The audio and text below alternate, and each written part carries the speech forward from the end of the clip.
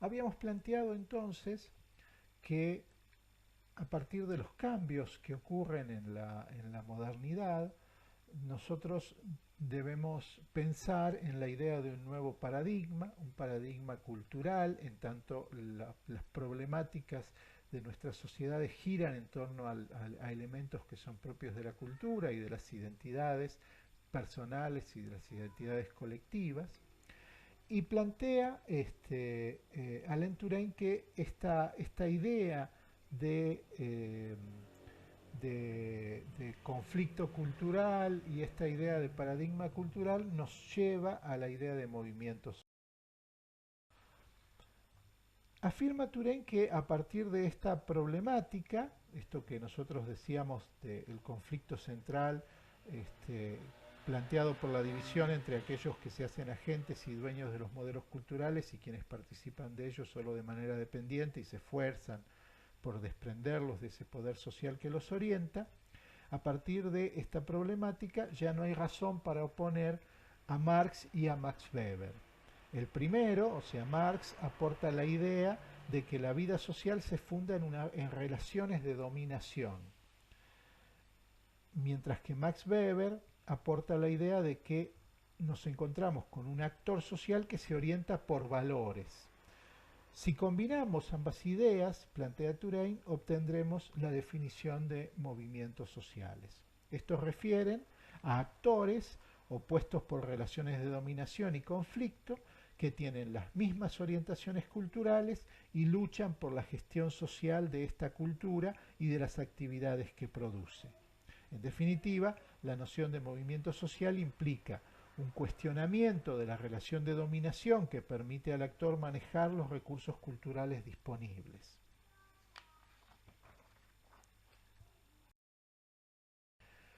En la sociedad moderna,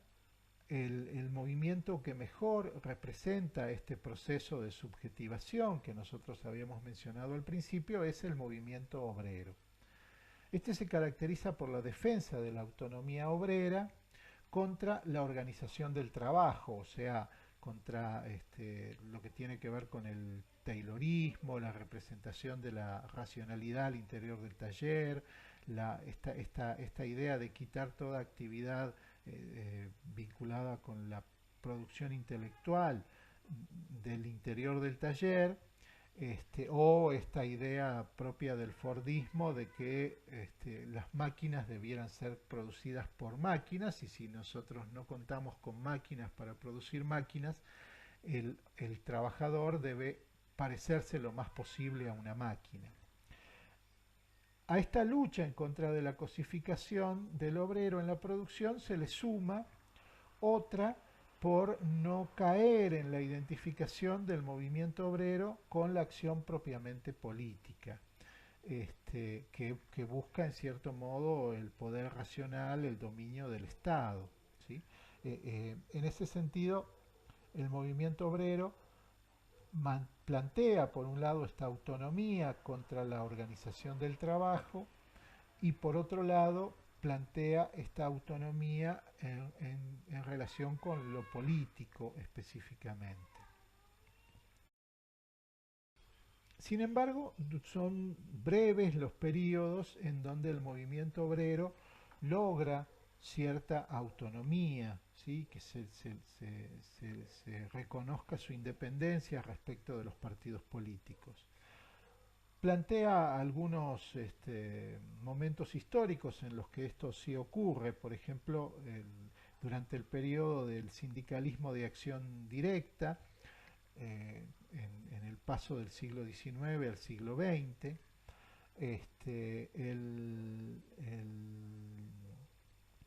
toda la lucha en contra del taylorismo y del fordismo, más recientemente el Mayo francés, en donde nosotros nos encontramos con un movimiento obrero independiente que se une con el movimiento estudiantil para pedir ciertas reformas y que en el propio desarrollo del conflicto este movimiento obrero se ve cooptado por las organizaciones políticas de izquierda, fundamentalmente, y así en cierto modo pierde peso en estos reclamos. En estos casos, el movimiento obrero sitúa la lucha al interior de la sociedad moderna, oponiendo a la idea de productividad la, a esta visión del obrero como una simple fuerza de trabajo, como un objeto, la cuestión de los derechos de los trabajadores, intentando establecer otras formas de producción que no caigan en las problemáticas propias del sistema capitalista, de crisis económicas cíclicas, desempleo, miseria, etcétera.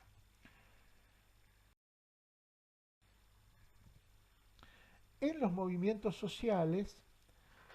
plantea Alain Touraine, nosotros nos vamos a encontrar entonces con dos elementos que funcionan a un mismo tiempo. El movimiento social es simultáneamente un conflicto social,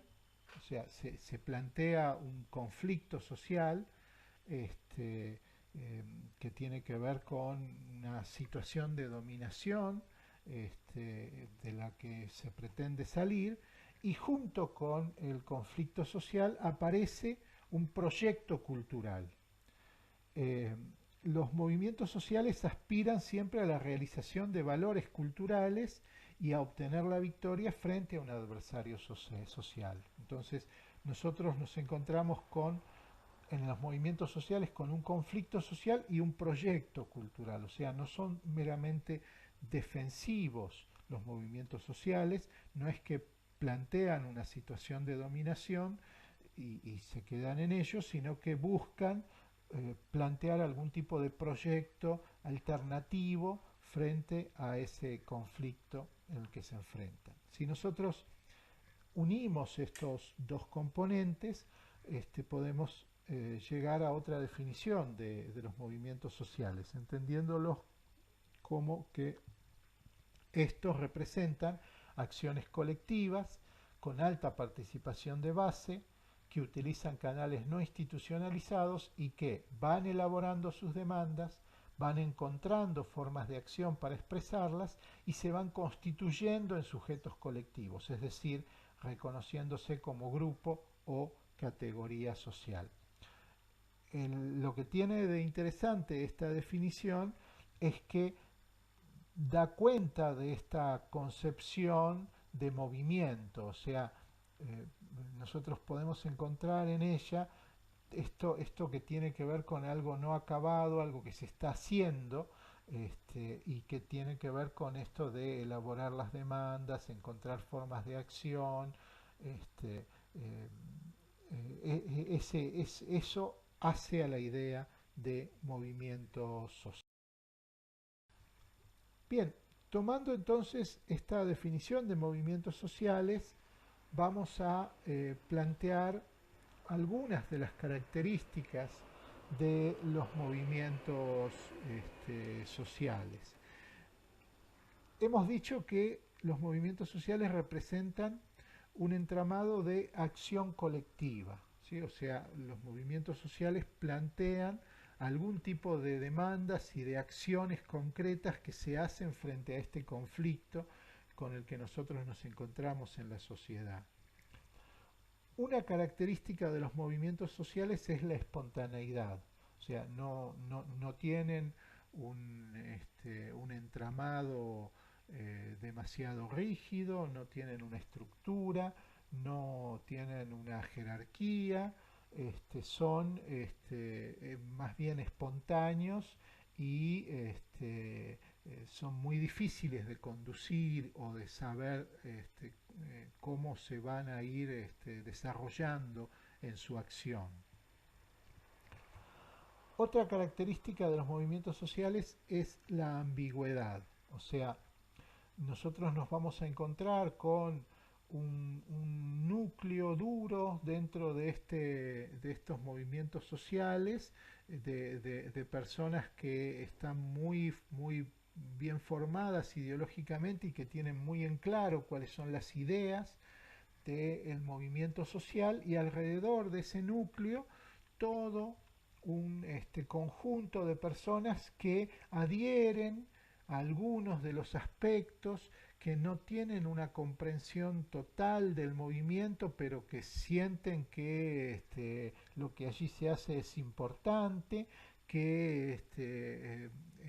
se movilizan por aspectos que no son en todos los casos aspectos racionales, y que por lo general pueden dar cuenta en muy pequeña medida de cuáles son los lineamientos generales del movimiento, ¿sí? Es esta ambigüedad de los movimientos sociales, que por cierto también hace que su lectura sea difícil y que sean más bien impredecibles, también es un elemento característico de estas formas de protesta social. Representan un conflicto, como nosotros lo habíamos planteado, o sea, surgen frente a una situación que al decir de Manuel Castells, genera un proceso de indignación, hay un conflicto, hay una sensación de que las cosas debieran ser de otro modo, de que no hay justicia y que entonces es necesario generar alguna forma de protesta social para peticionar frente a lo que se considera injusto. Entonces hay un elemento centrado en el conflicto, y hay un elemento ligado a lo que sería una crítica cultural, o sea, se plantea en estos movimientos una serie de críticas a algunos aspectos centrales de la cultura o eh, eh, de la cultura dominante, ¿sí? Que puede ser las relaciones sociales basadas en el patriarcado, las ideas propias del modo de producción, la forma en que se ven a los grupos minoritarios en la sociedad, o la forma en que son tratados los trabajadores en la sociedad, y entonces hay una crítica a determinada cultura que se plantea como hegemónica y que legitima ciertas prácticas que ocurren en la sociedad. Los movimientos sociales pueden presentar grados diversos de unidad hacia afuera, pero internamente siempre son heterogéneos, con significados, formas de acción y de organización muy diversos. Entonces, acción colectiva, espontaneidad, ambigüedad, conflicto, heterogeneidad y crítica cultural son las características de los movimientos sociales.